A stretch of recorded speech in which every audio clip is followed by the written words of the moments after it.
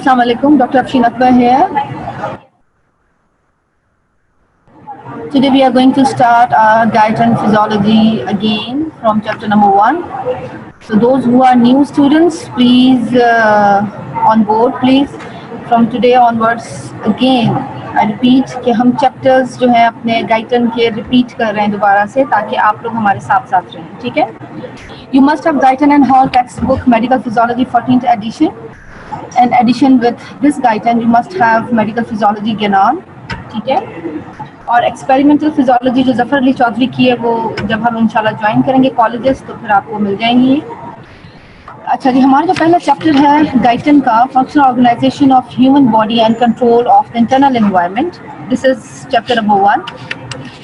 Cell physiology, cells are the basic unit of life. Cell के बगैर जो है वो लाइफ है नहीं, क्योंकि सारा फंक्शन इसी के उसमें आ जाता है, ठीक है? अच्छा, सेल को जब स्टडी करते हैं तो सबसे पहले we interact with the plasma membrane, ठीक है? इस प्लाज्मा मेम्ब्रेन को हम आगे डिटेल में देखेंगे। What is this plasma membrane is, just see this video. The cytoplasmic membrane of a prokaryotic cell is the main gateway for movement of molecules in and out of the cell.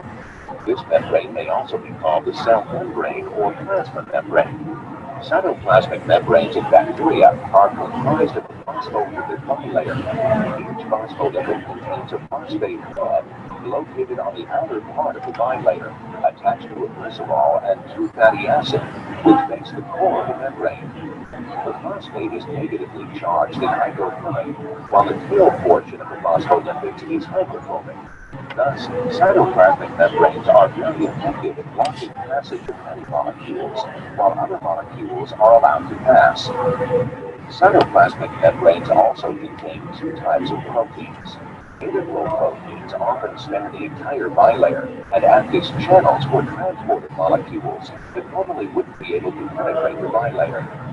Peripheral proteins are loosely attached to the membrane on one side or the other. Some of these may be glycoproteins, which are proteins bound to a polysaccharide. These proteins may function as recognition sites, enzymes, or receptors. G. Again, we have another video Of the inner cell and the regarding cell. to the outside world stands the cell's plasma membrane. This is the cell membrane actually from outside. It's surprisingly flexible. Push it and watch it move. Pull hard enough and it might break and begin to regroove. The lipid molecules in the membrane naturally assemble in a double layer because their tails repel water as their heads attract it. Throw in some cholesterol and a few carbohydrates, and you have the basic structure of a plasma membrane. Within these lipid molecules, we also find different proteins which do various things for the cell. For instance, they receive signals from the world outside, where they transport nutrients and waste. So nature composes the membrane with a combination or mosaic of different lipids, carbohydrates, and proteins. And these molecules are not stationary. They constantly move within the structure, fluidly changing their positions. The survival of all life rests on this veil of material. A supple membrane, just 2 molecules thick.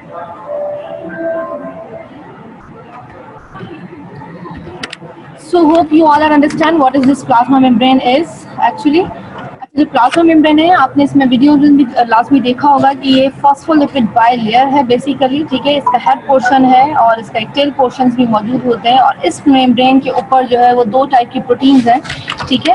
और वो proteins जो हैं वो allow करती हैं कि काफ़ी सारी चीज़ें हैं जैसे वाइटामिन हैं, ऑक्सीजन है, काफ़ी सारे आयन्स हैं, वो इन एंड आउट हो सकते हैं इन प्रोटीन के ज़रिए फ्रॉम सेल टू आउटसाइड, ठीक है?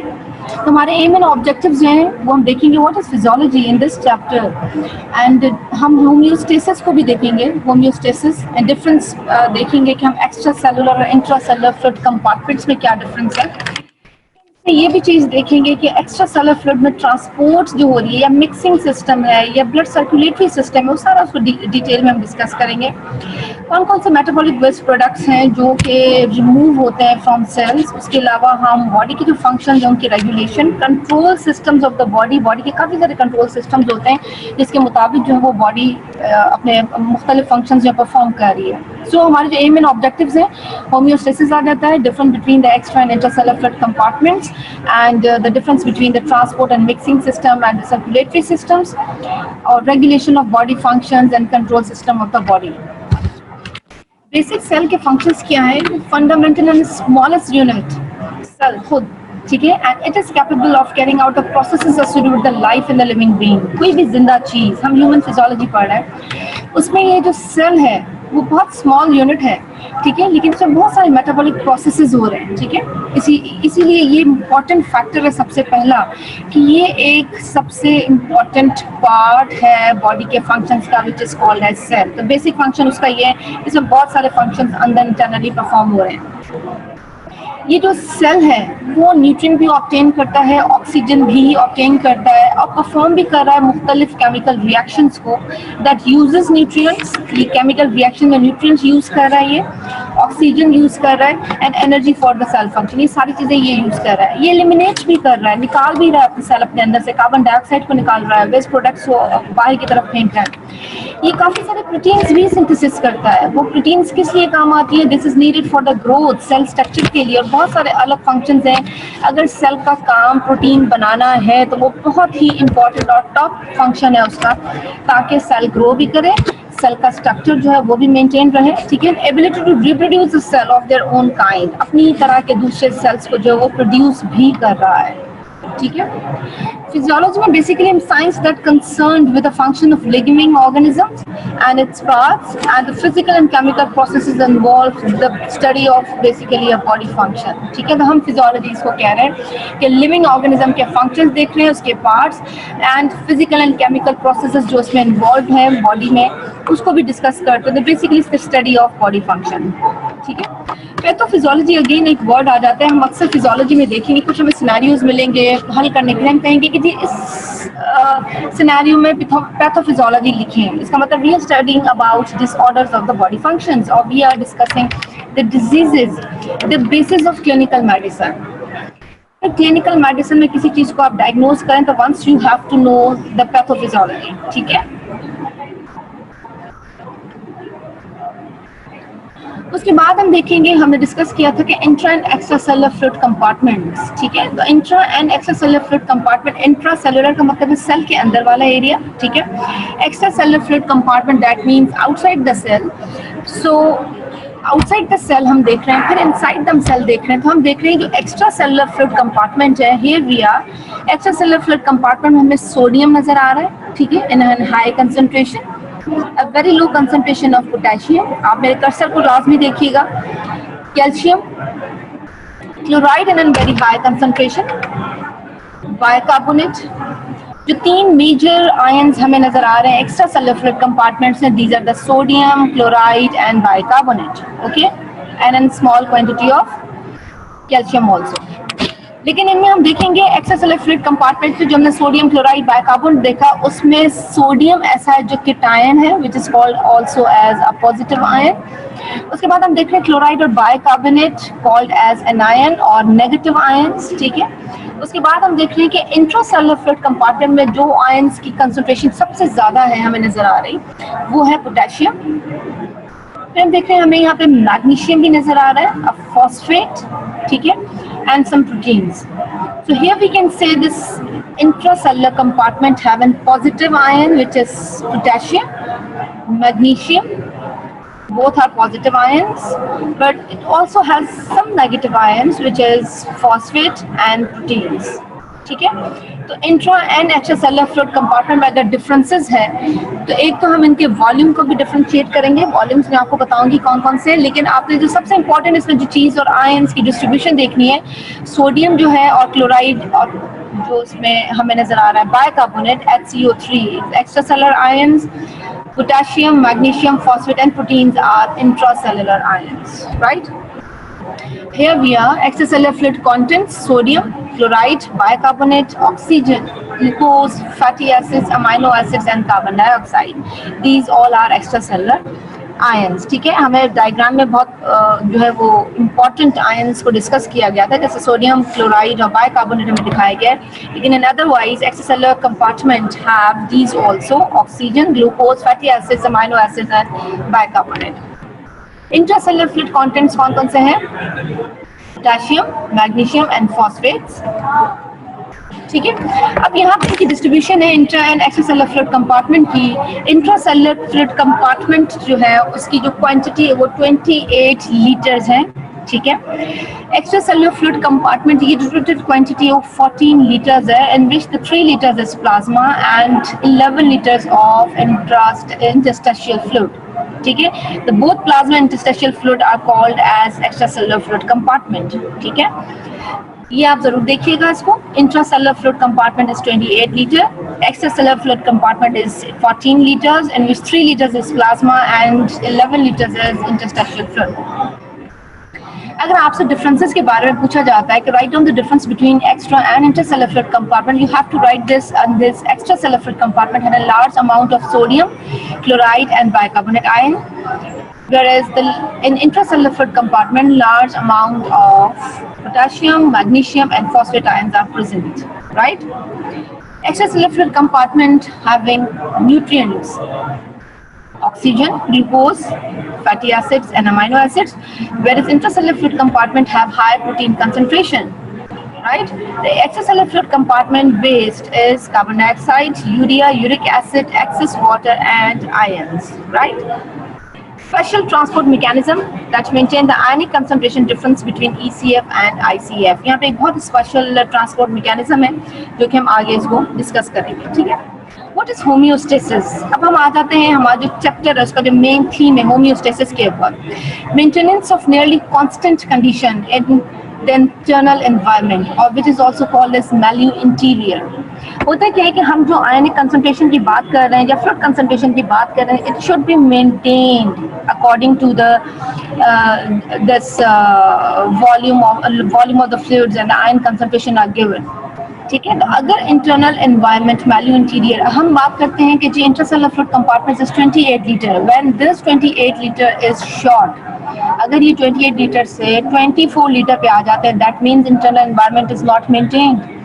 अगर हम बात करते हैं कि extracellular fluid compartment is 14 litres, लेकिन अगर ये 16 से 18 लीटर पे आ जाता है, that means the internal environment is not maintained. ये होम्योस्टेसिस नहीं है, मेंटेनेंस ऑफ कांस्टेंट कंडीशन नहीं है. ठीक है, तो all the organs and tissue contribute to the maintain the homeostasis. Homeostasis को हम बेसिकली कह रहे हैं कि कांस्टेंट कंडीशन में वो मेंटेन्ड हो. ठीक है, a process by which the organisms keep internal condition relatively constant despite changes in the external environment, a process that is maintained by negative and positive feedback systems. होता क्या है कि हम जो डिस्कस कर रहे हैं कि जो मेंटेनेंस ऑफ कांस्टेंट कंडीशन, हम रिपीट कर रहे हैं बात, ये किस तरह से होगी? कुछ प्रोसेसेस हैं बॉडी के अंदर, जैसे हम कहते हैं ये कंट्रोल सिस्टम्स हैं बॉडी के अंदर. ठीक है, और ये जो प्रोसेसेस हैं, ये कंट्रोल सिस्टम्स जो है ये मेंटेन करते हैं with the help of this negative and positive feedback system. हम इनको डिस्कस करेंगे कि जी ये जो maintenance of nearly constant condition है इंटरनल एनवायरनमेंट की या होम्योस्टेसिस है, ये कैसे मेंटेन हो सकता है? It is maintained by the different processes that maintain by with the help of this negative and positive feedback systems. Blood का एक सर्कुलेटरी सिस्टम भी है, हम ब्लड के सर्कुलेटरी सिस्टम में देखेंगे. ये जो नेगेटिव पॉजिटिव फीडबैक सिस्टम ये आगे हम डिटेल में डिस्कस करने वाले हैं. राइट, इस सर्कुलेटरी सिस्टम को जरा देखिएगा. इस सर्कुलेटरी सिस्टम में हम देख रहे हैं कि जो लंग्स हैं उनका बेसिकली काम क्या है कि ये ऑक्सीजन डिलीवर करते हैं टू द ब्लड. ठीक है, इसी तरह से जैसे ही ऑक्सीजन इनहेल की देती है लंग से ये होकर सैचुरेट होकर ब्लड के जरिए आ जाती है ब्लड के अंदर. ठीक है, through lungs into an blood, और ब्लड से फिर ये सर्कुलेट करती रहती है थ्रू आउट द बॉडी. अच्छा, यहाँ से ब्लड में सर्कुलेट करने के बाद हम देखते हैं कि ब्लड से कार्बन डाइऑक्साइड निकल के जा रही है लंग्स में, ताकि बाहर एलिमिनेट हो सके, बाहर खत्म एक्सेल हो सके. अब होता क्या है कि जो कार्बन डाइऑक्साइड है ना, ये हम बाहर एटमॉस्फेयर से इनहेल नहीं करते, ये हमारे बॉडी के सेल्स के मेटाबॉलिज्म में प्रोड्यूस होती है. Carbon dioxide is produced in the cells metabolism. Right, oxygen हम बाहर से इनहेल करते हैं, ये आपको मैं नॉर्मल बात बता रही हूँ. ठीक है, और जो कार्बन डाइऑक्साइड होती है वो बॉडी के मेटाबॉलिज्म में रिड्यूस होती है, उसके बाद ये सेल से ब्लड में आती है, ब्लड से फिर ये जाती है लंग्स में और लंग्स से ये फिर बाहर निकल जाती है। ठीक है, अगेन हम जो सर्कुलेटरी सिस्टम की बात कर रहे हैं, सेल्स की बात कर रहे हैं, ये हम देख रहे हैं यहाँ पे सेल्स मौजूद हैं, छोटे छोटे से सेल्स हमें नजर आ रहे हैं और यहाँ पे ये सर्कुलेटरी सिस्टम भी इसके आसपास मौजूद है। तो होता क्या कि इन सेल्स और सर्कुलेटरी सेल्स के बीच में कुछ डिफ्यूजन होती है, that means some ions are transported from the cell into an circulatory system and some ions are transported from this circulatory system inside the cell. So ये जो सर्कुलेटरी सिस्टम है capillary walls के जरिए ये सारा का सारा डिफ्यूजन प्रोड्यूस करता है with different ions.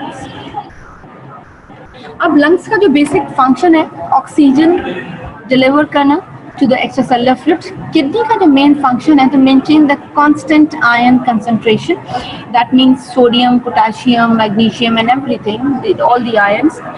Gastrointestinal tract system उसका काम है कि वो प्रोवाइड करे न्यूट्रिएंट्स।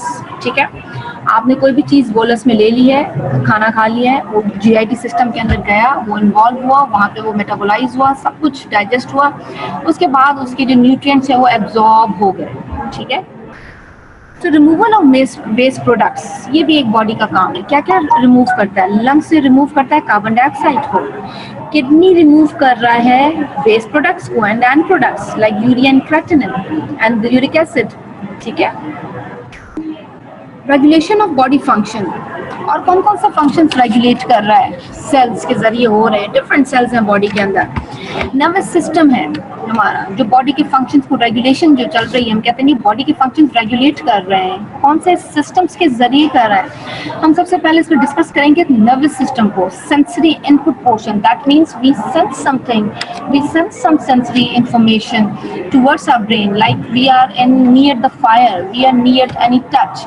सो ये सेंसरी इंफॉर्मेशन उस बॉडी पार्ट से, उस टच पार्ट से वो फॉरेन सेंसरी सिस्टम के जरिए वो सेंसेशन जाएगी टुवर्ड्स द ब्रेन, ब्रेन में जाएगी CNS central nervous system, that means in the motor cortex, वहाँ पे ये इंटीग्रेट होगी, ब्रेन इसको इंटीग्रेट करेगा, अपने पास जमा रखेगा, उसके बाद इसका मोटर आउटपुट पोर्शन आएगा और मोटर फंक्शन आएगा कि आपने इस टच से, इस आँख से, इस पेन से, इस जो भी सेंसेशन उससे दूर होना है, ये आइदर आप उसके पास खड़े रह रहे हैं। ठीक है, ANS autonomic nervous system, autonomic nervous system operate at subconscious level and control the functions of internal organs like heart rate, heart को भी कंट्रोल कर रहा है, जीआईटी मूवमेंट्स को, ग्लैंड की सिक्रीशंस को भी ये जो है वो कंट्रोल कर रहा है। जो sensory input portion is from the peripheral system, मतलब बॉडी में कहीं भी कोई भी सेंस जाएगी, सेंसेशन होगी, तो वो सबसे पहले रिसेप्टर बॉडी पे मौजूद होते हैं, हर सेंसेशन के रिसेप्टर्स मौजूद हैं, वो सेंस होगा, उसके बाद वो सेंसेशन जाएगी टुवर्ड्स योर ब्रेन, ब्रेन में वो सेंसेशन इंटीग्रेट होगी और उसके बाद वो उसको रिस्पॉन्स देगा कि जी मोटर रिस्पॉन्स क्या होना चाहिए सब्जेक्ट का, और वो मोटर आउटपुट पोर्शन के जरिए, मोटर सिस्टम के जरिए वापस उसी जगह पर आएगी जहाँ पे आपको सेंसेशन आपकी गई थी यहाँ से। और either it's a touch, pain, burn, anything, and you can perform according to the sensation.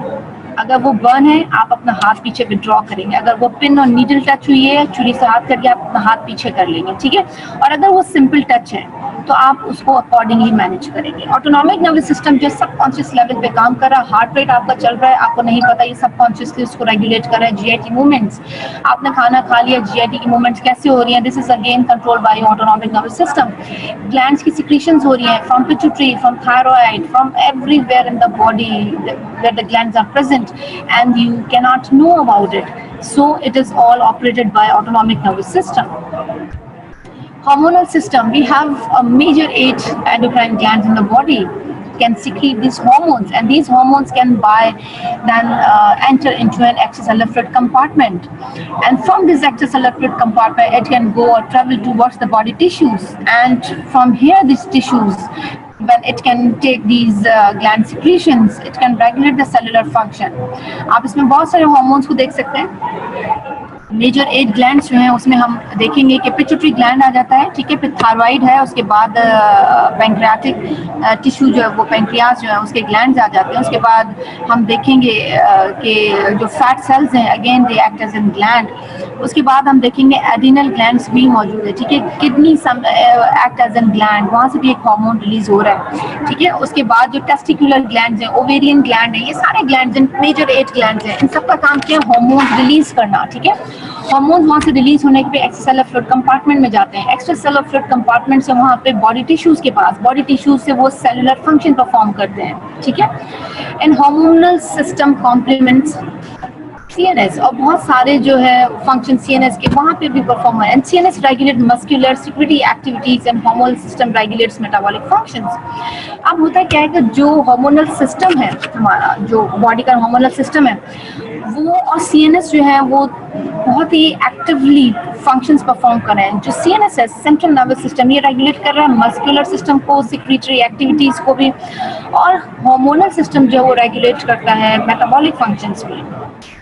Immune and एंटीग्यूमेटरी system, ठीक है, बॉडी का एक ये भी फंक्शन है। प्रोटेक्शन ऑफ द बॉडी, देखिए अगर इम्यून सिस्टम ना हो, बॉडी के अंदर कुव्वत मुदाफत ना हो, इम्यून सिस्टम ना हो, तो क्या होगा, बॉडी प्रोटेक्ट नहीं हो सके।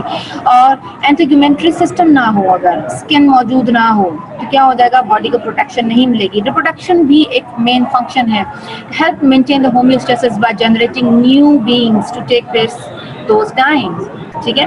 तो रिप्रोड्यूस होने का जो सिस्टम है बॉडी के अंदर, सेल्स भी रिप्रोड्यूस हो रहे हैं हमारे, तो उसमें हम देखते हैं कि जैसे न्यू सेल्स आ रहे हैं तो पुराने जो है वो खत्म होते जा रहे हैं cells. Control system of body में हम देखते हैं कि जो बॉडी के जितने भी सिस्टम्स हैं उनको मेंटेन करने के लिए होमियोस्टेसिस जरूरी है, ठीक है। And this homeostasis is essential for the survival of this cells, right. And this cells make up the body systems, जितने भी सेल्स हैं ये सारे मिलके बॉडी सिस्टम्स बना रहे हैं। हम यहाँ पे देख रहे हैं अगर होमियोस्टेसिस डिस्टर्ब हो जाए कैसे हो सकता है। Increase in the body temperature of only about 11 Fahrenheit, 7 degree, हमारा नॉर्मल बॉडी टेम्परेचर कितना होता है, 97, 98 समथिंग, उसको 7 डिग्री और आप बढ़ा दें, ठीक है। अगर आप सेंटीग्रेड में चले जाते हैं तो आप सेंटीग्रेड में 37 नॉर्मल होता है, 36 नॉर्मल होता है, 37, 36, उसमें अगर आप 7 सेंटीग्रेड इंक्रीज कर दें, या फ़ारेनहाइट में आप देखें 98 फ़ारेनहाइट हमारा नॉर्मल टेम्परेचर, आप 11 फ़ारेनहाइट और इंक्रीज कर दें, इससे होगा क्या कि सेल का मेटाबॉलिज्म इंक्रीज होगा, and this can cause destroy all the cells. Potassium, K is used for potassium. Decrease in potassium 1/3, normal potassium की जो वैल्यू होती है बॉडी के अंदर वो 4.5 से लेके 5 तक होती है, ठीक है। अगर ये कम हो जाए ना 1/3 भी, तो क्या हो जाएगा, नर्व सिग्नल्स नहीं हो सकेंगे, नर्व को सिग्नल नहीं मिलेंगे, और नर्व को सिग्नल नहीं मिलेंगे तो मसल जो है वो काम नहीं करेगा, and that leads to paralysis. अगर पोटेशियम इंक्रीज हो जाए 2 to 3 टाइम्स, नॉर्मल पोटेशियम मैंने आपसे बताया कि 4 से लेकर शुरू हो जाता है 5 तक मैक्सिमम, ठीक है। हर लेबोरेटरीज को अलग अलग करती है, उसकी रेंजेस होती है, लेकिन it is normally 4 to 5, right. अगर ये 2 to 3 टाइम्स ज्यादा हो जाता है, it can lead to cardiac depression. Calcium बहुत इंपॉर्टेंट है, हम देखते हैं कि एक आयन है बॉडी के लिए, अगर ये डिक्रीज हो जाए ना हाफ नॉर्मल से भी, नॉर्मल रेंजेस की शुरू हो जाती है 8 से, ठीक है, 8.5 से और 10 तक चली जाती है। अगर ये 8 ना हो, ये किसी का 5 पे चले जाए, किसी का 6 पे चले जाए, increase nerve impulses, skin can tetani, ठीक है, जैसे हाथ पैर टेढ़े हो जाते हैं। ग्लूकोज अगर हाफ नॉर्मल से कम हो जाए तो मेंटल इरिटेबिलिटी और कन्वल्जन्स, ठीक है, सब्जेक्ट जो है वो क्या हो जाएगा, वो इरिटेट होना शुरू हो जाएगा और उससे दौरे पड़ना शुरू हो जाएंगे, वो बेहोशी की तरफ चला जाएगा। So we all need is homeostasis, all these things should be maintained under their normal ranges. Thousands of control systems in the human body and control system that operate within the organ, इसमें genetic control system भी है, control system that operate throughout the entire body to control the interrelations between the organs. So first we can discuss the control system that operate within the organs of genetic control system is operate in all cells. हम देख रहे हैं कि जितने भी control systems हैं वो सारे सेल्स में ऑपरेट हो रहे हैं, ठीक है। It help control intra and extra cellular functions. Intra cellular functions हम देखेंगे, सेल के अंदर जो इंट्रा सेलुलर फंक्शंस हैं, these intra cellular function should be controlled और extra cellular functions should be controlled and to be maintained in homeostasis homeostatic levels. अगर intracellularly हमने discuss किया था कि पोटेशियम की कंसंट्रेशन ज़्यादा होती है और एक्स्ट्रा सेलुलर में सोडियम की कंसंट्रेशन ज़्यादा होती है, अगर ये वाइस वर्सा हो जाए तो क्या हो जाएगा, इनका कंट्रोल डिस्टर्ब हो जाएगा। ठीक है, क्योंकि होता यही है कि जहाँ पे आयंस ज़्यादा होते हैं फ्लूइड हमेशा उस वहाँ की तरफ मूव करता है, osmosis of water towards the higher concentration of solutes, right. तो if extra cellular fluid compartment उसके पास जैसे हमने देखा कि सोडियम ज़्यादा होता है, but in any condition like diarrhoea, like vomiting, if extracellular fluid compartment ion concentration is reduced, तो होगा क्या कि एक्स्ट्रा सेलुलर में जितना भी फ्लूइड रिमेनिंग है ये ऑस्मोसिस करता हुआ कहाँ की तरफ भागेगा, इंट्रासेलुलर की तरफ भागेगा। जब ये इंट्रासेलुलर की तरफ भागेगा तो क्या हो जाएगा, इंट्रासेलुलर एडिमा होना शुरू हो जाएगा। ठीक है, तो इंट्रासेलुलर में पानी जमा होना शुरू हो जाएगा। So these all things can disrupt if this homeostatic control system is disturbed. अब बहुत सारे जो बॉडी ऑर्गन्स हैं जैसे सिस्टम्स हैं उनका आपस में इंटररिलेशन है बिटवीन द ऑर्गन्स। हम रेस्पिरेटरी सिस्टम को लेते हैं, नर्वस सिस्टम को देखते हैं, ये रेगुलेट कर रहा है carbon dioxide concentration in the ECF, ये दोनों मिलके ये काम कर रहे हैं। ठीक है, कैसे, रेस्पिरेटरी सेंटर्स ब्रेन में मौजूद हैं। If subject have increased carbon dioxide, increased metabolism of the cell, these increase in metabolism of the cell can produce more carbon dioxide.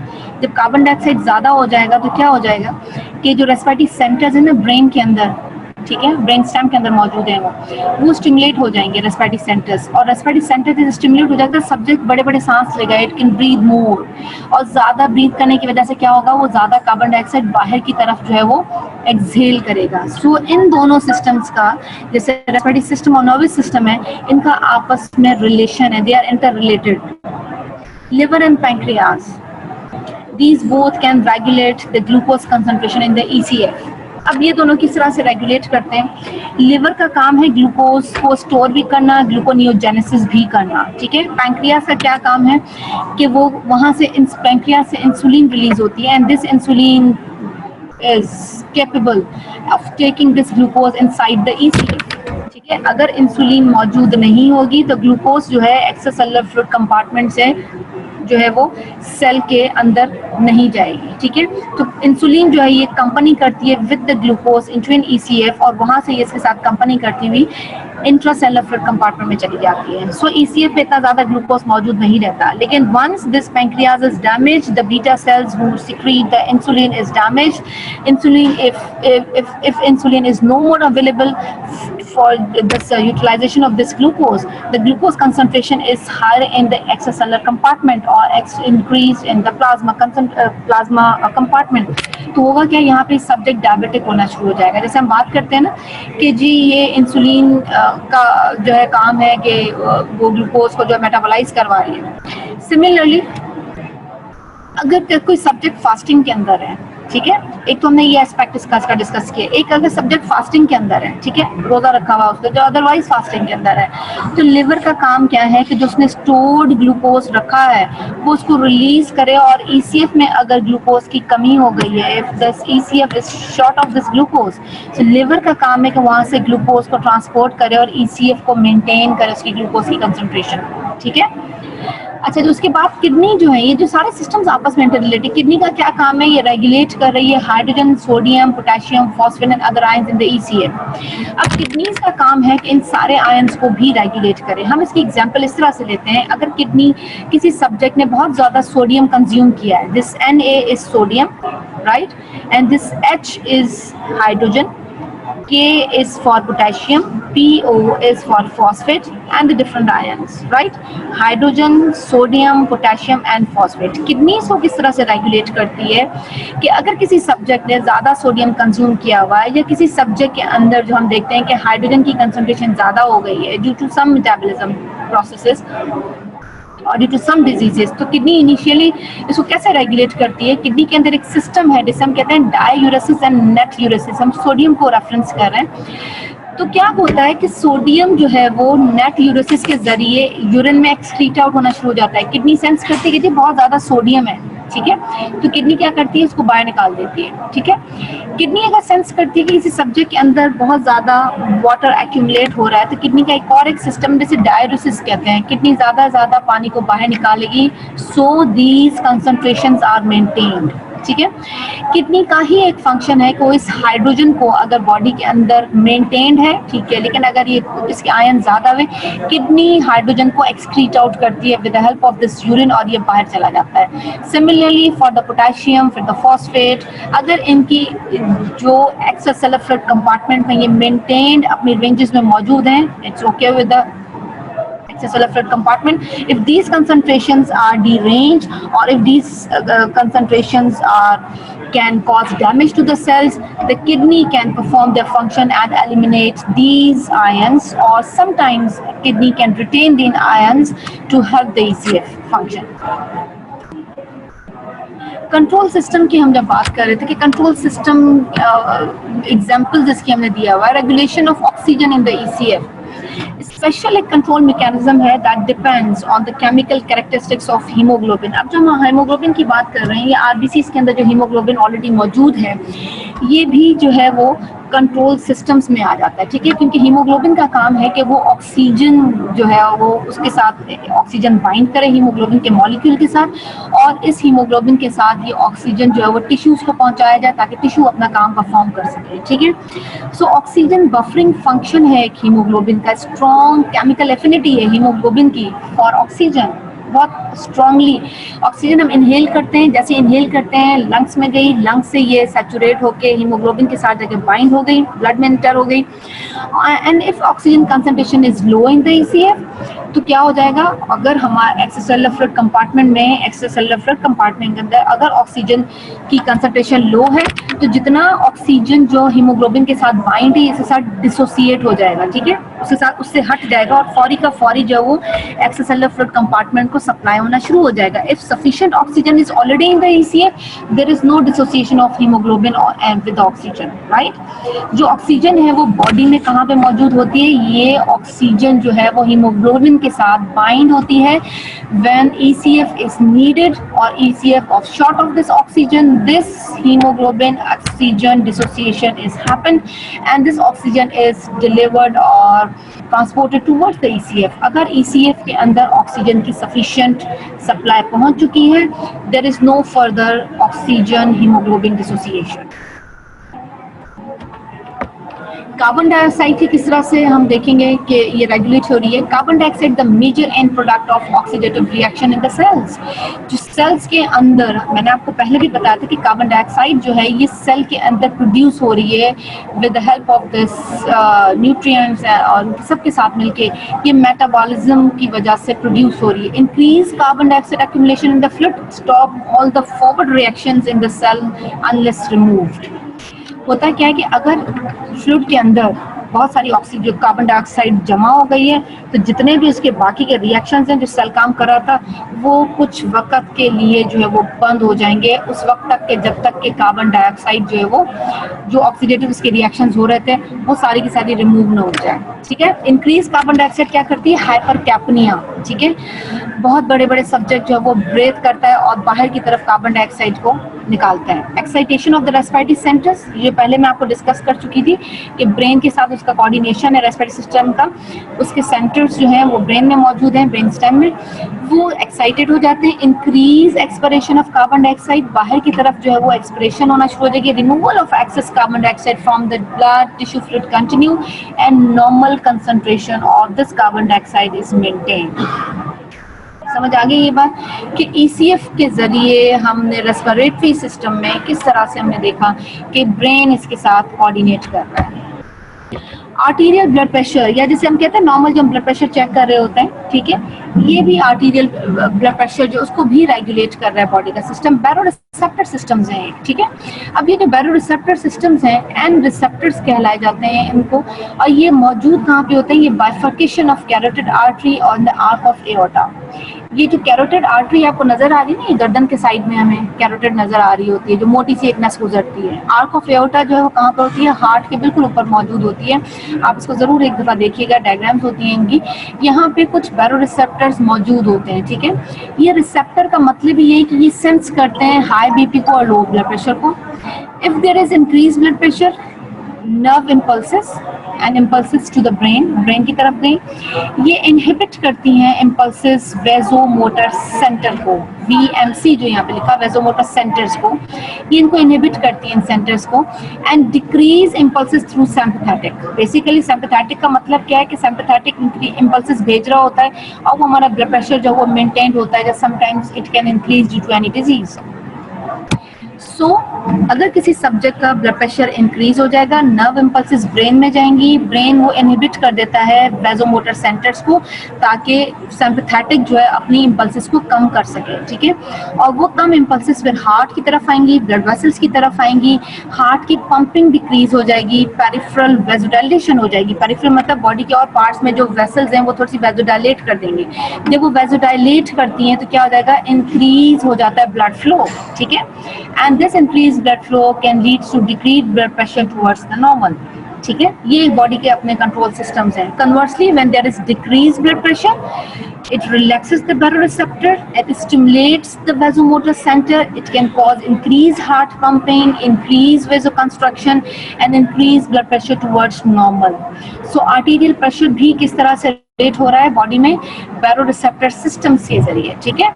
तो बैरोरिसेप्टर सिस्टम जो है वो सेंस करता है इंक्रीज ब्लड प्रेशर को भी और डिक्रीज ब्लड प्रेशर को। When there is an increase blood pressure, these nerve impulses goes towards the brain, it can inhibit the vasomotor center in the brain, and that leads to decreased impulses through the sympathetics, decreased sympathetic towards the heart and blood vessels, and finally it can cause decreased heart pumping and peripheral vasodilation, and as a result of this increased blood flow, and this increased blood flow can lead to decreased blood pressure towards normal, right? Conversely, when there is the baroreceptors and it can stimulate the vasomotor center, and as a result of this increased heart pumping and vasoconstriction that leads to increased blood pressure towards normal. Type of control systems भी हैं हमारी body के अंदर, ठीक है, which is called as negative and positive feedback system. Negative feedback system जो mechanism है, it consists of reducing the output or activity of any organ or system back to its normal range of functions. अब इसकी example में हम देखते हैं कि regulation of carbon dioxide हमने पीछे भी डिस्कस किया, ब्लड प्रेशर को देखा, टेम्परेचर रेगुलेशन उसकी एक एग्जांपल है। The response is negative to the initial stimulus. इसमें होता क्या है, इसको आपको सिंपल एक ज़बान में समझा रही हूँ कि देखें कोई भी सिस्टम जब भी शुरू हो रहा है, ठीक है, जैसे हमने अभी देखा कि ब्लड प्रेशर बढ़ गया था तो क्या हुआ, ये होम्योस्टेसिस से उतर गया था, ऐसे ही था। अब जो होम्योस्टेसिस से ये हटा और इसने क्या किया, अगर ये ब्लड प्रेशर कंटिन्यू रहता तो क्या हो जाता, किसी सब्जेक्ट को फालेज हो जाता, किसी को हार्ट अटैक हो जाता। लेकिन क्योंकि बॉडी के अंदर नेगेटिव फीडबैक सिस्टम मौजूद है, तो उस नेगेटिव फीडबैक सिस्टम की वजह से बैरोरिसेप्टर स्टिमुलेट हो गए, वेजोमोटर इंटरबिट हो गया, सिंपैथेटिक कम हो गए, हार्ट की पंपिंग कम हो गई और उसने फाइनली ब्लड प्रेशर को कम कर दिया। दैट मीन्स जो इनिशियल स्टिमुलस था, ब्लड प्रेशर बढ़ रहा था जो, उसके मुकाबले में जो आउटपुट था उसका वो कम हो गया है, ठीक है। इसे हम कहते हैं ये नेगेटिव फीडबैक है। लेकिन अगर होता ये कि बीपी बढ़ा ही है तो बढ़ बढ़ के इतना बढ़ गया कि उसने मरीज के दिमाग की नस फाड़ दी या उसने उसको हार्ट अटैक करा दिया या वो मरीज मर गया, this is called as positive feedback system, ठीक है। इनिशियल स्टिमुलस अगर एम्पलीफाई हो जाए तो ये पॉजिटिव फीडबैक है। इनिशियल स्टिमुलस अगर जो है वो रिजल्ट को वापस बैक टूवर्ड्स नॉर्मल लेकर आ जाता है तो ये क्या हो जाता है, ये नेगेटिव फीडबैक हो जाता है, ठीक है। कार्बन डाइऑक्साइड की हमने देखा था कि कार्बन डाइऑक्साइड अगर ऑक्सीडेटिव मैकेनिज्म के जरिए अगर बहुत ज़्यादा ब्लड के अंदर बन रहा है, टिश्यू के अंदर मौजूद है, तो क्या हुआ, ब्रेन में जा गए, रेस्पिरेटरी सेंटर स्टिमुलेट हुए, बहुत ज़्यादा हाइपरकैप्निया हुआ, सब्जेक्ट ने बड़ी सांस ली, कार्बन डाइऑक्साइड एलिमिनेट हो गया एंड फाइनली जो है वो कार्बन डाइऑक्साइड की लेवल कम हो गई उसके अंदर, ठीक है। तो ये क्या है, ये नेगेटिव फीडबैक है। Positive feedback amplifies an initial change, do not occur as often as negative feedback. So होता क्या है कि ज़्यादा जो हमारे बॉडी में कंट्रोल सिस्टम्स हैं वो नेगेटिव फीडबैक वाले हैं और बहुत कम हैं जो हेल्प आउट करते हैं sometimes in the body which is positive feedback. So positive feedback की एग्जांपल्स भी है हमारे पास, उसमें हम उसको अभी डिस्कस कर लेते हैं. लेकिन जो नेगेटिव फीडबैक है वो ज़्यादा बॉडी के सिस्टम्स को कंट्रोल करता है. जो नेगेटिव फीडबैक है ये प्राइमरी टाइप है homeostasis control, homeostatic control system. The response decreases the initial stimulus. ठीक है, जो इसका रिस्पॉन्स आया मतलब ब्लड प्रेशर कम हो गया तो क्या हो गया, इनिशियल स्टिमुलस उसका रिस्पॉन्स जो उसने क्या किया, डिक्रीज कर दिया इनिशियल स्टिमुलस को. ठीक है, तो क्या हो गया, blood pressure back to normal, carbon dioxide back to normal. Similarly in the temperature, अगर टेम्परेचर ज़्यादा आ गया है तो बॉडी के कंट्रोल सिस्टम एक्टिवेट हो जाएंगे और वो टेम्परेचर को कम कर देंगे. इसके कंपोनेंट्स क्या हैं, सेंसर है. ठीक है, sensor monitor the magnitude of a stimulus. ठीक है, उसके बाद कंट्रोल सेंटर है, it compares the sensors input with a set point. ठीक है, और फैक्टर्स हैं, make a response to produce, make a response to produce to different जो डिजायर्ड इफेक्ट है, जो हमें डिफरेंट डिजायर्ड इफेक्ट्स हैं, हमें जो डिजायर्ड इफेक्ट्स चाहिए तो वो इफेक्टर की तरफ आ रहे हैं. सो सेंस कर रहा है बॉडी का सिस्टम, फिर कंट्रोल सिस्टम उसको देख रहा है कि इसका सेट पॉइंट कहाँ पर है, इसको कहाँ पे सेट होना चाहिए इन केस ऑफ टेम्परेचर. उसके बाद इफेक्टर रिस्पॉन्स है, जो डिजायर्ड इफेक्ट है वो इफेक्टर्स वो दे रहे हैं. तो ये इसके कंपोनेंट्स हैं. ठीक है, हम यहाँ पे देख लेते हैं. सबसे पहले जो स्टिमुलस होता है, change occurs in the internal environment में अगर चेंज आ जाए, it can stimulate the receptors. Receptors can go और send the signals towards the control center or set point. Change is compared to the set point. जो change आया इसकी वजह से वो सेट पॉइंट एक होता है ना बॉडी का कि जी इतना इसका रेस्पिरेटरी रेट होना चाहिए, इसका इतना कार्बन डाइऑक्साइड बॉडी में लेवल होना चाहिए, इतना इसका जो वो टेम्परेचर का लेवल होना चाहिए. तो ये सारी चीज़ें जो है वो ब्रेन में सेट होती हैं, सेट पॉइंट है. जो आप चेंज बॉडी के अंदर आ रहा है तो वो क्या होता है, वो चेंज कंपेयर होता है ब्रेन के अंदर के सेट पॉइंट के साथ. उसके बाद जो इफेक्टर्स हैं वो मसल्स हैं, ग्लैंड्स हैं. ठीक है, उसके अकॉर्डिंगली जो है वो एक्ट करते हैं. आइदर सिक्रीशंस देनी है, नहीं देनी, आइदर मसल ने वर्क करना है, नहीं करना, ज़्यादा करना है, कम करना है, वो सारे फैक्टर की तरफ आएंगे.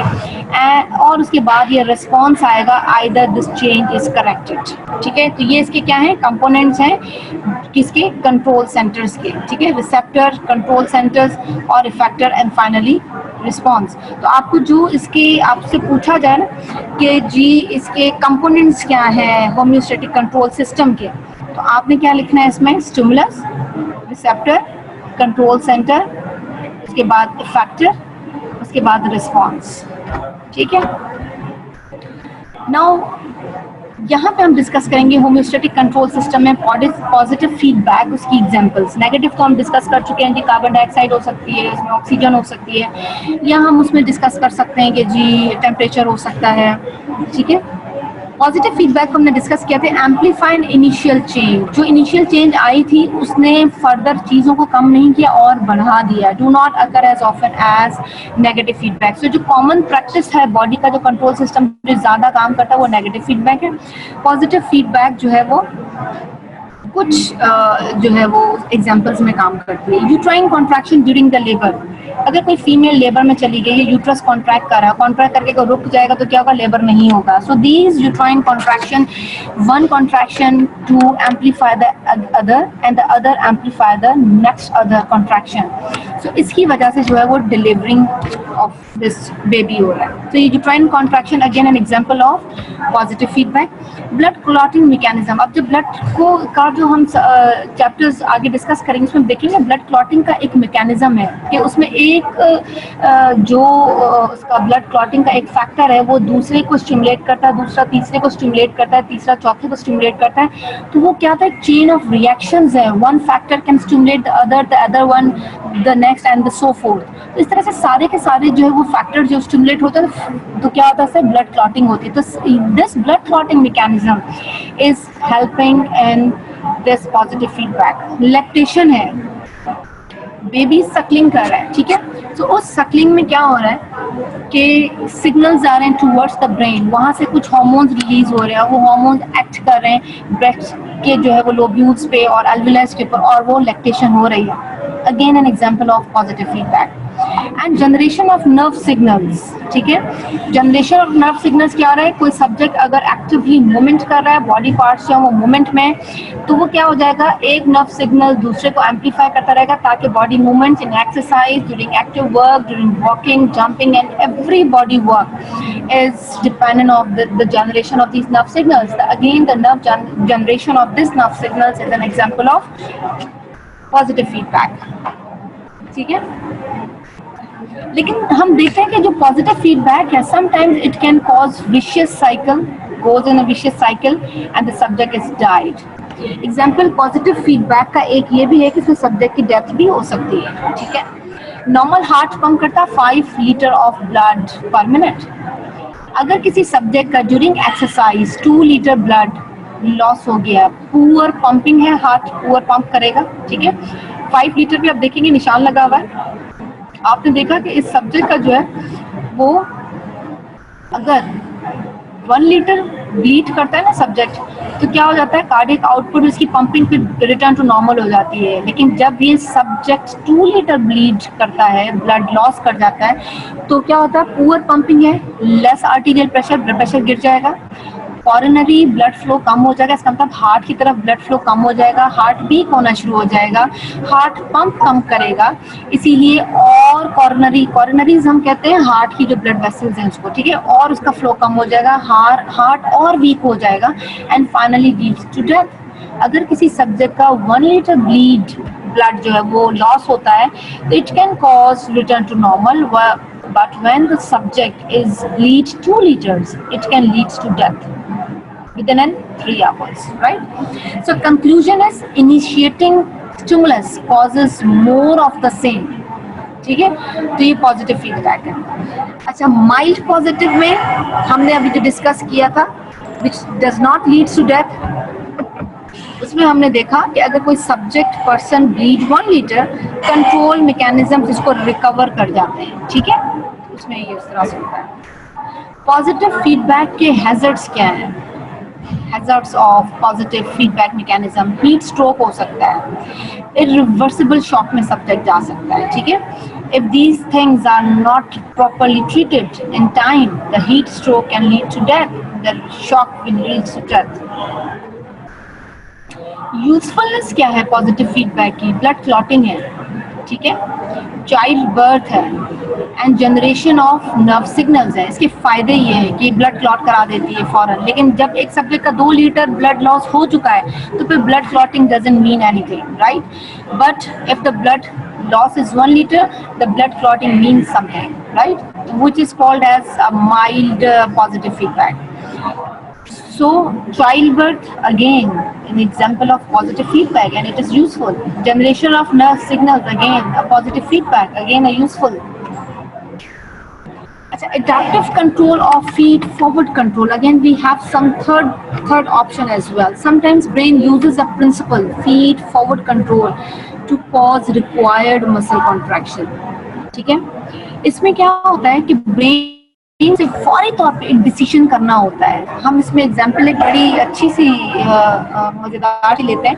इसमें एक एग्जांपल ये लेते हैं कि जो अगर किसी के सामने अचानक शेर आ जाए तो क्या है कि फौरी तौर पे nerve signals from moving part towards the brain, if not correct, brain correct the feed forward signal and muscle and correct the movement the next time. इसमें होता क्या है कि अगर किसी के सामने अचानक शेर आ जाए, which is not planned, which is not required situation for any subject in normal life, so होता है क्या है कि सब्जेक्ट जो है ना वो अचानक एक जिसे कहते हैं ना छलांग लगा के भागना।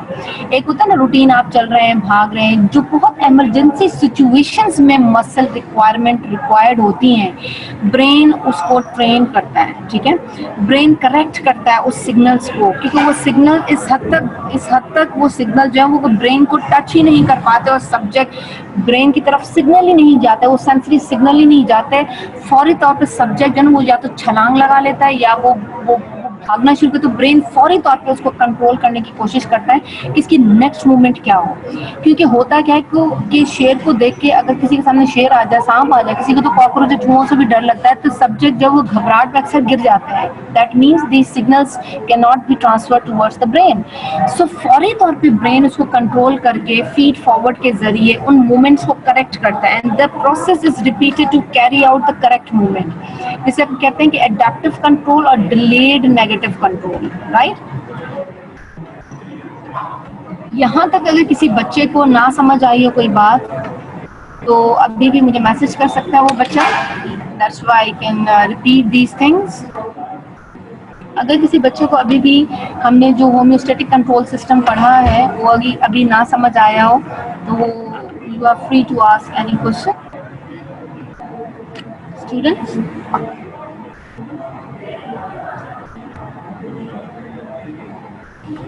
So I hope all can get this very easy chapter. We have 48 students here. Anyone? Homeo का कंपैरिजन दोबारा बताते हैं। ओके आप चाह रहे हैं कि होम्योस्टेसिस को दोबारा डिस्कस कर दूं? कंपोनेंट्स, ओके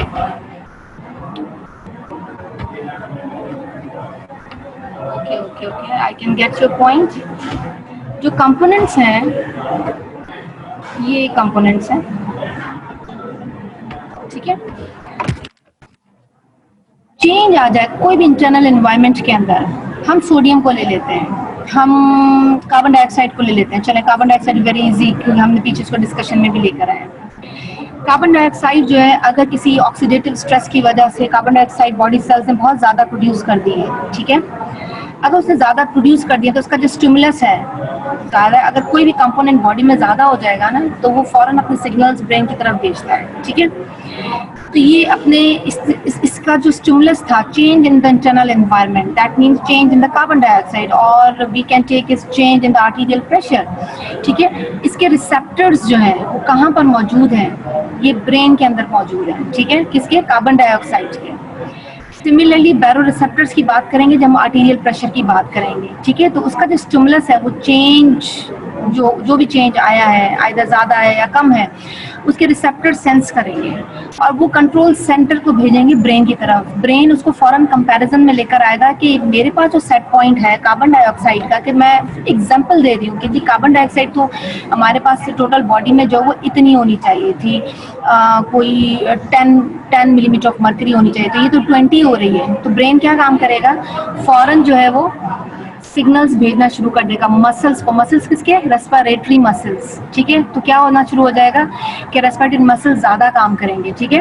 तो ये सिग्नल्स ब्रेन ने क्या काम किया? रेस्पिरेटरी सेंटर्स बेसिकली कहाँ पर हैं? ब्रेन में मौजूद हैं, मेडुला ऑब्लोंगेटा जिसे हम रेस्पिरेटरी सेंटर्स कहते हैं, वो स्टिमुलेट हो जाएंगे, सिग्नल्स भेजेंगे रेस्पिरेटरी मसल्स की तरफ, वो ज़्यादा जो है अपना काम परफॉर्म करेंगे और सब्जेक्ट जो हाइपर कैपनिक हो जाएगा, that means he can eliminate more carbon dioxide from by mouth. और उसके बाद जो है वो रिस्पॉन्स क्या आएगा?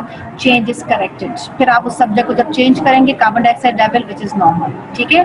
तो initial change can cause stimulus to the receptors and this receptor send signals towards the central nervous system and the central nervous system change is compare to the set point and finally वो जो है effector muscles को या glands को कहीं भी वो अपने सिग्नल्स भेजेगा और उस सिग्नल का काम ये है कि जो चेंज आया था उसको करेक्ट कर सके, ठीक है। उसका रिस्पॉन्स फाइनली करेक्शन। हाँ जी, क्लियर हो गया बच्चों? Positive feedback. Okay, positive feedback हम कहते हैं, हमने पहले भी बात किया है, जैसे कोई भी इनिशियल स्टिमुलस है, ठीक है। इनिशियल स्टिमुलस का मतलब ये, जैसे हमने यूट्राइन कॉन्ट्रैक्शंस की एक एग्जांपल ली थी।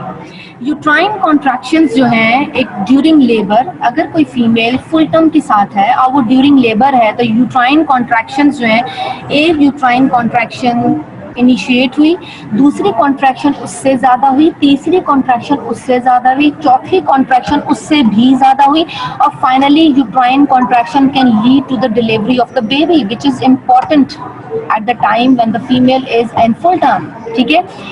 This uterine contraction that means that amplified initial change. Initial change क्या था, एक यूट्राइन कॉन्ट्रैक्शन थी और वो बढ़ के बहुत ज्यादा हो गई, that means this initial change amplifies.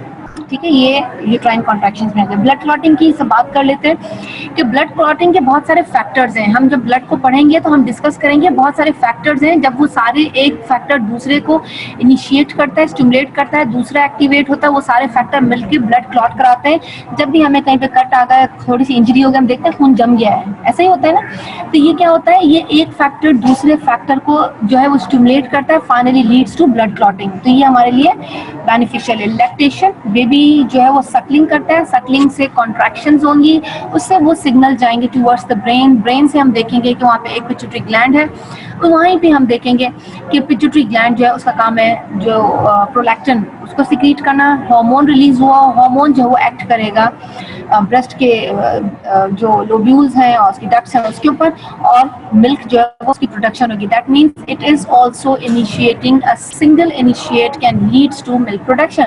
ये भी एक पॉजिटिव फीडबैक है। ये बात समझ आ गई यहाँ तक? Good, that's good. Sania Ubaid, okay, you can get my point. Positive feedback समझ आ गया। पॉजिटिव फीडबैक देखिए उस मामले में बहुत खराब है जब कोई सब्जेक्ट जो है वो 2 लीटर ऑफ ब्लड ब्लीड कर देता है। 1 लीटर करता है तो क्या हो जाता है, माइल्ड पॉजिटिव हो जाता है, मरीज बच जाता है, ठीक है।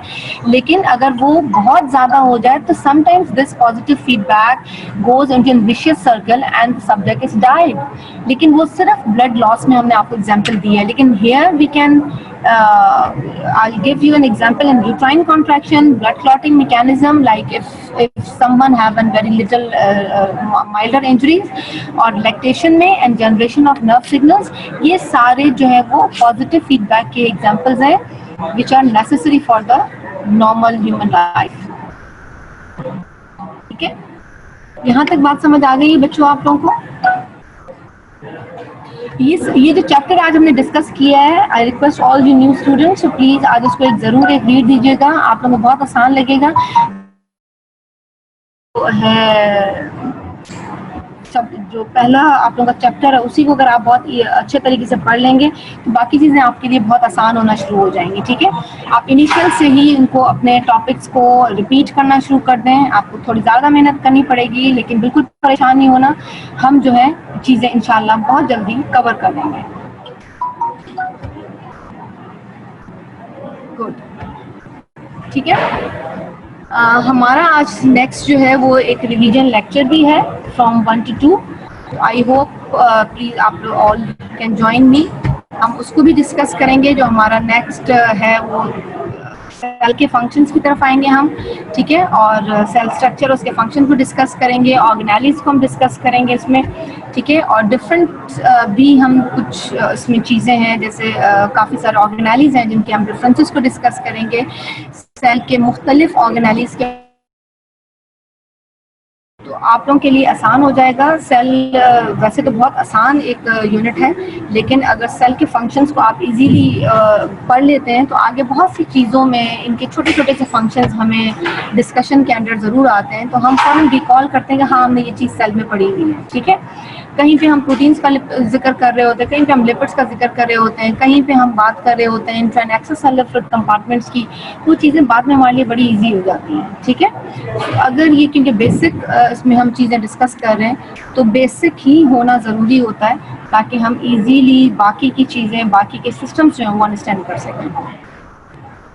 अच्छा जी, यहाँ तक अगर सबको बात समझ आ गई है तो प्लीज़ बता दीजिएगा। यहाँ अभी still we have 3 minutes left. अभी भी किसी बच्चे को कोई बात अगर समझ नहीं आ रही तो आप अभी भी सवाल पूछ सकते हैं। अगर आप कहते हैं तो मैं ये जो होम्योस्टेटिक कंट्रोल सिस्टम तो उसको मैं अभी रिपीट भी कर सकते हैं इन वेरी क्विक फॉर्म।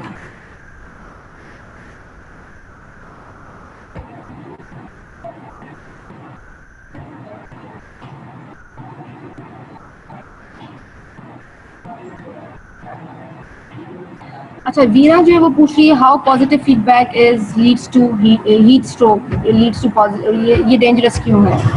होता है क्या है कि हीट स्ट्रोक में जो है ना वो सब्जेक्ट क्या होता है कि जो ब्रेन के एक सेट पॉइंट्स बने हुए हैं, ठीक है, ब्रेन के उन सेट पॉइंट्स की वजह से ब्रेन का एक टेम्परेचर का सेट पॉइंट है, ठीक है, मैंने जैसे बात की थी, जैसे कार्बन डाइऑक्साइड का है, सबका है, इसी तरह से टेम्परेचर का एक सेट पॉइंट है, ठीक है। वो सेट पॉइंट एग्जॉस्ट होना शुरू हो जाते हैं, ठीक है। अगर तो एक सब्जेक्ट हीट स्ट्रोक के अंदर है और वो उसको वो वहाँ से उस एरिया से जल्दी से इवैक्यूएट नहीं हो सका, ठीक है, तो वो एग्जॉस्टेड उसमें चला जाता है, क्योंकि हीट स्ट्रोक के अंदर सब्जेक्ट डिहाइड्रेटेड होता है। Hydrate temperature can lead to brain damage, इसीलिए जो है वो एग्जॉस्ट होके भी heat stroke can leads to death, ठीक है। हैजार्ड्स भी हैं इसके ये, कि हीट स्ट्रोक जो है वो फाइनली क्या करता है, ब्रेन सेल्स को डैमेज करना शुरू कर देता है, ठीक है। अगेन इसके जो सेंटर्स हैं वो ब्रेन में मौजूद है, ठीक है। हम जब स्किन एंड बॉडी टेम्परेचर को डिस्कस करेंगे ना, तो वहाँ पे ये चीज़ हम और भी जो है वो डिटेल में डिस्कस करेंगे, ठीक है। बेसिकली ये ब्रेन को डैमेज कर रहा है। मासूमा, मैं प्रिंसिपल साहिबा से एक दफ़ा पूछ के डिस्कस करके then I will give you this, okay. And मैं प्रेफर करूँगी कि आप लोग प्लीज़ गाइडन भी खोलें, ताकि वहाँ पर भी आपके लिए आसानी हो जाएगी, ठीक है। ओके, थैंक यू, अल्लाह हाफिज़।